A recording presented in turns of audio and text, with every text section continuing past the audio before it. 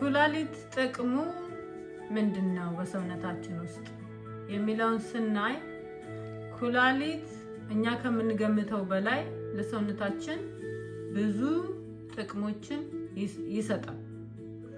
ለምሳሌ ከደማችን ውስጥ ቆሻሻን ማስወገድ አንደኛው ነው። ከመጠን በላይ የተከማቸው ውሃ ያስወግዳል። ለሰውነታችን አስፈላጊ የሆኑትን ሚነራሎች በተፈላጊው መጠን እንዲሆኑ አድርጎ ይቆጣጠራል። የደም ግፊትን ይቆጣጠራል። የደማችንን አሲድነት ይቆጣጠራል። የደማችን አሲድነት እንዳይበዛ እንዳይቀንስ በተፈላጊው መጠን አድርጎ ሊሚቴሽኑን እንትን ይላል ማለት ነው። ቀይ የደም ሴልን እንዲመረቱ ያደርጋል። ለአጥንታችን ጥንካሬን ይሰጣል። መድኃኒቶችንና መርዛማ ነገሮችን ያስወግዳል። ይሄ ሁሉ እዚህ ጋር አሁን የዘረዘርኳቸው የኩላሊት ስራ ድርሻ ናቸው በሰውነታችን ውስጥ ማለት ነው። አሁን ምንድነው ይሄንን ስናይ ዩሪያ ናይትሮጅን ፕሮቲን ሲፈጭ ወይም ሲሰባበር ለሰውነታችን መርዛማ የሆነውን አሞኒያ ያመርታል። ጉበታችን አሞኒያን ወደ ዩሪያ ይቀይረውና በደም ውስጥ አልፎ ኩላሊት ውስጥ ከገባ በኋላ ተጣርቶ በሽንት መልክ ይወገዳል። ፕሮቲን ይሰባበራሉ ሰውነታችን ውስጥ። ያ የተሰባበረ ፕሮቲን አሞኒያን ይፈጥራል ማለት ነው። በፕሮሰስ ውስጥ አሞኒያ ወደ ጉበታችን ሄዶ ወደ ዩሪያ ከተቀየረ በኋላ ምን ይሆናል? አልፎ ወደ ኩላሊታችን ይሄዳል። ኩላሊታችን ደግሞ አጣርቶ በሽንት መልክ ያስወግደዋል ማለት ነው። የኩላሊት ስራ ድርሻ ቆሻሻን ማስወገድ፣ ዩሪያ ማያስፈልግ ስለሆነ ሰውነታችን ውስጥ በሽንት መልክ ኪድኒ አጣርቶ ያስወግደዋል ማለት ነው ከሰውነታችን። ከመጠን ያለፈ ዩሪያ ናይትሮጅን በደማችን ውስጥ መገኘት የኩላሊታችንን የማጣራት ችሎታ ማነስ ያመለክታል። ስንመረመር ሰውነታችን ውስጥ ከመጠን ያለፈ ዩሪያ ከተገኘ ኩላሊታችን የማጣራት ችሎታው ደክሟል ማለት ነው። በኩላሊታችን ውስጥ ላይ ችግር አለ ማለት ነው በዛን ሰዓት። ምን ያስፈልጋል? ፋርዘር ምርመራ ያስፈልገናል ማለት ነው። መረጃዎችን ለመሰብሰብ ሞር ቴስት ያስፈልገናል በዛን ሰዓት።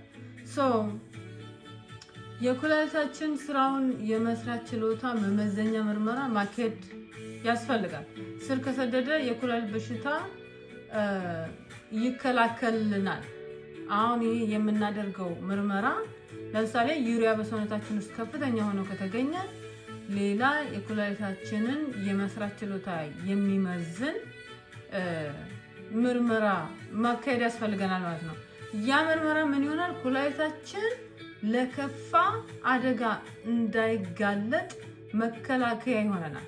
በወቅቱ እንደርስበትና ምን እናደርገዋለን ማለት ትሪት እናደርገዋለን ማለት ነው። ሳይባባስ ምርመራ ከደረስንበት ለመንከባከብና ለከፋ ደረጃ እንዳይደርስ ጥንቃቄ እናደርግ ይጠቅመናል ማለት ነው። ምርመራዎቹ ቢዩኤን ባን ዩሪያ ናይትሮጅን በደም ውስጥ የሚያሳይ ምርመራ ምን ይባላል? ቢዩኤን ባን ይባላል ማለት ነው። ሲኤምፒ ጉበት፣ ኩላሊት፣ የደም ውስጥ ስኳር እነዚህን ሁሉ የሚመረምር ሲኤምፒ የሚባል የምርመራ አይነት ያስፈልገናል ማለት ነው። በቢኤምፒ የኩላሊት የመስራት ችሎታ፣ የደም የስኳር መጠን፣ ኤሌክትሮላይት፣ ካልሲየም እነዚህን ሁሉ የሚመረምርልን የምርመራ አይነት ነው ማለት ነው ይሄንኛው። እና እነዚህ ሶስቱ ምርመራዎች ቢዩኤን ባን፣ ሲኤምፒ፣ ቢኤምፒ የሚባሉት ምርመራዎች ለኩላሊታችን አስፈላጊ ናቸው። ምን አይነት ምን አይነት ደረጃ ላይ እንደደረሰ የነዚህ ምርመራ ያሳየናል ማለት ነው።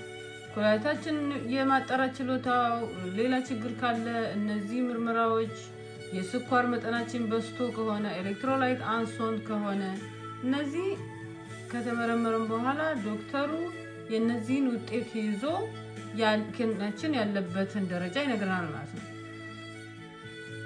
ከመጠን በላይ የተከማቸን ውሃ ኪድኒያችን ምን ያደርጋል? ያስወግዳል። ምን ያህል ውሃ በሰውነታችን ውስጥ እንዳለ ምን ያደርጋል? ኩላሊታችን ይቆጣጠራል። ከውሃ ብዛት የሚመጣን እብጠት ይቆጣጠራል። በብዛት ውሃ መጠጣት በጠጣን ቁጥር ሰውነታችን ውስጥ ውሃ እንዳይበዛ ምን ያደርጋል ማለት ነው? ኩላሊት በሽንት እንዲወገድ ያደርጋል። ውሃ በጠጣን ቁጥር ለሰውነታችን የሚያስፈልገውን አስቀርቶ ፊልተር አድርጎ ምን ያደርጋል ማለት ነው? የማያስፈልገውን ከሰውነታችን ውስጥ ያስወጣል። ኩላሊታችን የማጣራት ችሎታው ደካማ ከሆነ ግን ምን ይሆናል?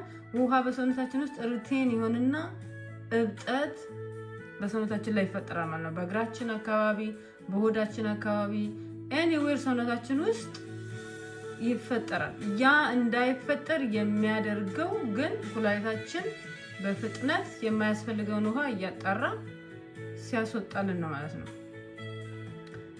ውሃ ሳንጠጣ ስንቀር ደግሞ የሰውነታችን ዲሃይድሬሽን እንዳይፈጠር ያለውን ውሃ ይቆጥባል። ሽንት መስራቱን ምን ይሆናል ማለት ነው? ይቀንሳል። በዚህ ሰዓት እኛ ምን ሆናል ማለት ነው? ሰውነታችን ውሃ ሽንት ባልሸናን ቁጥር ደግሞ በሽንት መወገድ ያለባቸው አስፈላጊ የሆኑ ቆሻሻዎች ምን ይሆናሉ? ይቀመጣሉ በሰውነታችን ውስጥ ማለት ነው። እነዛ ኪድኒያችን ላይ አደጋ ስለሚያመጡ ምንድነው ውሃ በመጠኑ መጠጣት አስፈላጊ ነው ማለት ነው። ዲሃይድሬሽንን ለመቆጣጠር ሲል ብዙ ሽንት ስለማይሰራ ኪድኒያችን መሽናት ደግሞ ኪድኒያችንን እንድታጠብ ስለሚረዳን ውሃን በመጠኑ መጠጣት ይጠበቅብናል ማለት ነው። የሰውነታችንን ውሃ ይቆጣጠራል።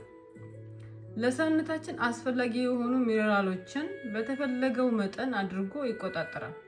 ጨው፣ ፖታሲየም፣ ካልሲየም፣ ማግኒዚየም፣ ፎስፌት እነዚህ ሚነራሎች ለጡንቻ፣ ለነርቭ፣ ለልብና ለብሬን ጠቃሚ ስለሆኑ በሰውነታችን ውስጥ ያሉትን ኤሌክትሮላይቶች ምን ያደርጋል ማለት ነው? ይቆጣጠራል። በመጠኑ በሊሚቱ እንዲሆኑ ያደርጋል ማለት ነው። የደም ግፊትን ይቆጣጠራል። ጤናማ የደም ግፊት እንዲኖረን የጨውና የውሃ መጠን ይቆጣጠራል በሰውነታችን ውስጥ። ይሄ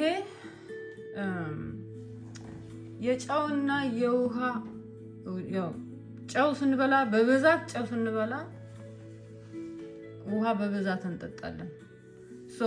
በዛን ሰዓት ምን ያደርጋል? ኪድኒያችን ያንን የመብዛት በሰውነታችን ውስጥ የሚበዛውን የውሃና የጨው መጠን ይቆጣጠራል። ኤንዛይም ሪኒን በማመንጨት ይህ ኤንዛይም ደግሞ ግፊታችንን ጤነኛ እንዲሆን የሚቆጣጠር ነው። ኤንዛይም ሪኒን ኪድኒያችን ኤንዛይም ሪኒንን ያመነጫል። ይሄ ኤንዛይም ሪኒን ምን ያደርጋል? የደም ግፊታችን ጤነኛ እንዲሆን የሚቆጣጠር ነው ማለት ነው። የደማችንን የአሲድ መጠንን ይቆጣጠራል። ኩላሊታችን አላስፈላጊ የአሲድ መጠንን በማስወገድ የደማችንን የአሲድ መጠን ከፍ እንዳይል ያደርጋል። ቀይ የደም ሴል እንዲመረት ያደርጋል። ኢሪትሮፓይቲን የተባለውን ሆርሞን በማመንጨት ይህ ሆርሞን ደግሞ ለቦን ማሮ ምን ያደርጋል ማለት ነው? ሬድ ብለድ ሴልን እንዲያመርት ትዕዛዝ ይሰጣል። ኪድኒያችን ኢሪትሮፓይቲን ሲያመርት ኢሪትሮፓይቲን ደግሞ ለቦን ማሮ ትዕዛዝን ይሰጣል ሬድ ብለድ ሴል እንዲያመርት። ኪድኒያችን ሬድ ብለድ ሴልን በተዘዋዋሪ መንገድ እንዲመረት ምክንያት ነው ማለት ነው። ኪድኒያችን በአግባቡ ካልሰራ ኢሪትሮፓይቲን አይመረትም። ከዛ ምን ማለት ነው?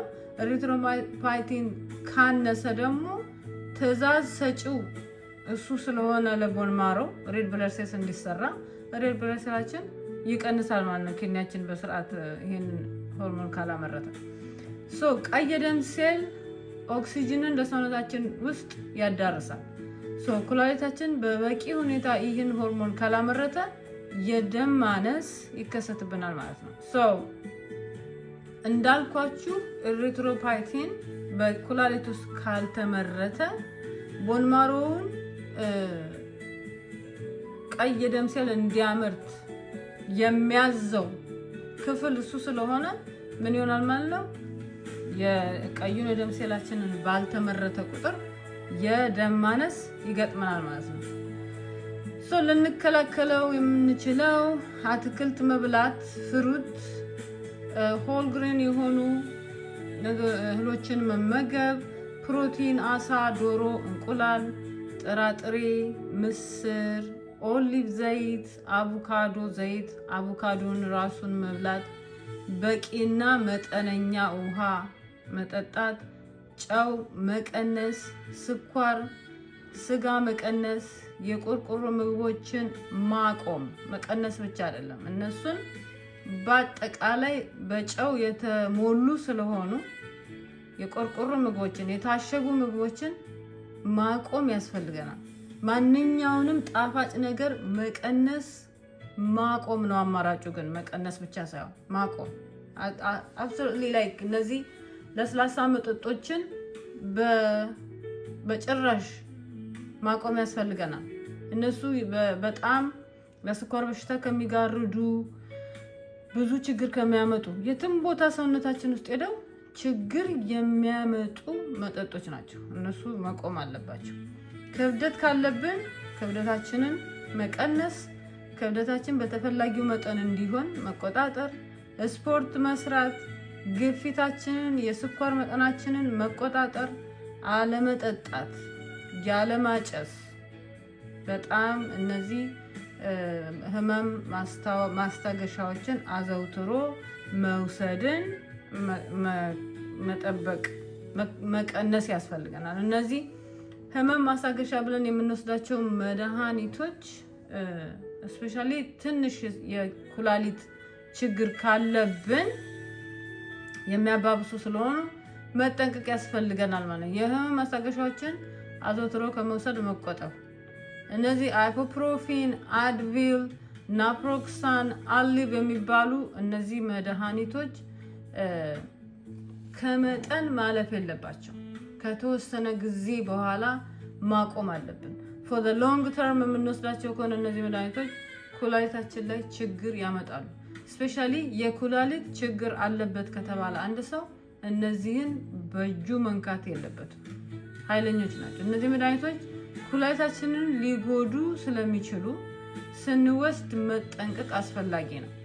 ኩላሊታችንን ጤናማ አድርጎ መያዝ በጣም አስፈላጊ ከሆኑ ነገሮች አንዱ ነው። ኩላሊታችን በጣም አስፈላጊ የሆነ የሰውነታችን ክፍል ብዙ ስራን የሚሰራ ስለሆነ በጥንቃቄ መያዝ በጣም አስፈላጊ ነው።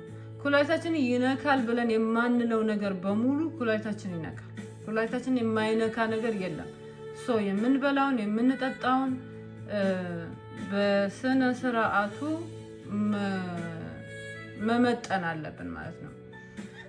የደም ግፊታችንን መቆጣጠር። የደም ግፊት በጣም ከባድ ነው። ባለፈው እንደነገርኳችሁ ደም ግፊታችንን በጣም መቆጣጠር ያስፈልጋል። በቂ ውሃ መጠጣት፣ ማብዛትም ማሳነስም አያስፈልግም።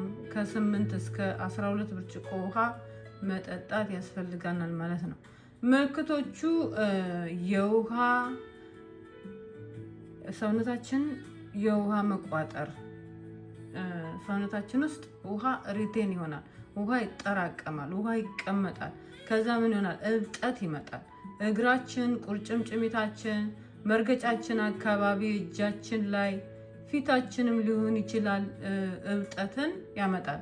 ሰውነታችን ውሃ ሲቋጥር፣ ውሃ ሪቴርን ሲያደርግ አማራጭ የለውም፣ ማበጥ ይታይብናል ማለት ነው። የሌሊት ቶሎ ቶሎ መሽናት፣ ሌሊት ቶሎ ቶሎ ከእንቅልፋችን እየቀሰቀሰ ሽንት ቤት የሚወስደን የሽንት ፍሪኩዌንሲ ሽንት መብዛት ቶሎ መሽናት ማለት ነው። ደም የተቀላቀለበት ሽንት ሊሆን ይችላል። ቀይና የጠቆረ ከድሮ ከሽንት ከለራችን የተለየ ሽንት ስናይ ምናልባት አንዳንድ ጊዜ የወሰድናቸው መድኃኒቶችና የጠጣናቸው መጠጦች የበላናቸው ምግቦች ሽንታችንን ከለር ሊቀይሩ ይችላሉ። ሶ አኮርዲንግ ቱ ዛት የዛን ነገር ካላደረግን በቀን ውስጥ እነዚህ የቀይ ወይ የጠቆረ ማቃጠል ካለው የድካም የምግብ ፍላጎት መቀነስ ሊሆን ይችላል። ሶ የበላነው ምግብ ሽንታችንን አፌክት ያደርገዋል ብለን ካላሰብን መስተቀረ ቀይ ወይም የጠቆረ ሽንት ካየን ዶክተር ሪፖርት ማድረግ ሄደን መታየት ሽንታችንን ማስመርመር ያስፈልገናል ማለት ነው። ሶ ለሊት ቶሎ እየተነሳን ግን በቂ ሽንት ማንሸና ከሆነም እንደዛው ነው። ሶ እየገፋ በሄደ ቁጥር ማቅለሽለሽ ይመጣል፣ ማስታወክ ይመጣል፣ የእግር ህመም ይመጣል፣ የመተንፈስ ችግር ይመጣል። ሶ ግራ መጋባት እዚህ ደረጃ ላይ ከደረስን በቃ ከፍተኛ ደረጃ ላይ ደርሰናል ማለት ነው። ላይ ከፍተኛ የሆነ የደም ግፊት ስንመረመር ደማችን ሲመረመር እነዚህ ሁሉ ኖረውብን ደማችን ሲመረመር ደግሞ ግፊቱ ከፍተኛ ከሆነ